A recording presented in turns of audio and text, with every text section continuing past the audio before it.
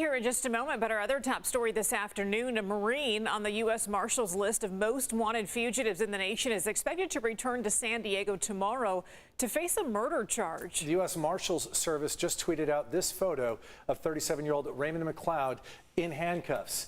He was arrested in El Salvador yesterday after spending 6 years on the run. He is accused of killing his girlfriend, Crystal Mitchell, back in 2016. CBS 8's Kelly Hessedal joins us live from downtown and has reaction from the victim's mother, who refused to give up in this case. Kelly? Yeah, absolutely. You know, you can bet that she is anxious to see McLeod in handcuffs. She has been waiting for this day for a very long time. Her daughter left behind 2 children who are now nearly teenagers. Today, when I spoke to her, she got emotional. So I feel, an accomplishment that, for Crystal, for my daughter, she must be laughing in heaven and saying, right on, Mom, you go on, Mom.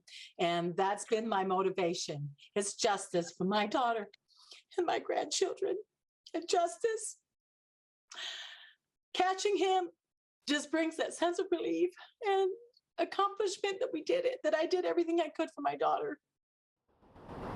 And here's that photo taken yesterday of Raymond McLeod in handcuffs, surrounded by El Salvadorian police. He is now on his way back to San Diego to face a murder charge. Crystal Mitchell's mother, Josephine Funes Wetzel, actually helped the U.S. Marshals Service track him down. She is a former detective and spent the last 6 years working with them. She says they got tips he was in Mexico, Guatemala, Belize. Yesterday, they finally tracked him down in El Salvador after getting a tip he was teaching English in a small town there. Now, Wenzel says he had a Canadian passport, a Canadian name, and he wore sleeves to cover his tattoos.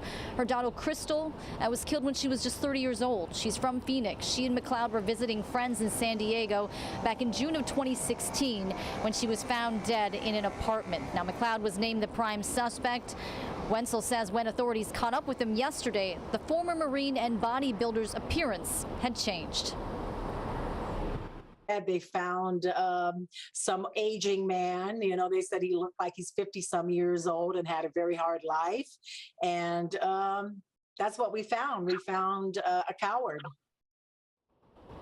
And she says she will be flying to San Diego for his arraignment. Now, a date and time has not yet been, or we don't know what the date or time is quite yet, but we're told his arraignment could possibly happen as early as this week. Heather and Carlo. Kelly, 6 years of waiting and tracking McLeod all over the globe. Did her family ever lose hope that Crystal's killer would be brought to justice? Well, she said it was very frustrating waiting this past 6 years, but she says no, they never gave up hope. They always thought that this day would come. However, she did point out today, that she feels for other families who are still waiting for justice for their loved ones. She even mentioned Maya Miliete's family in the interview today and says she hopes that her story inspires them to never give up hope. Kelly Hessedal reporting live from downtown. It's a story we'll continue to follow. Kelly,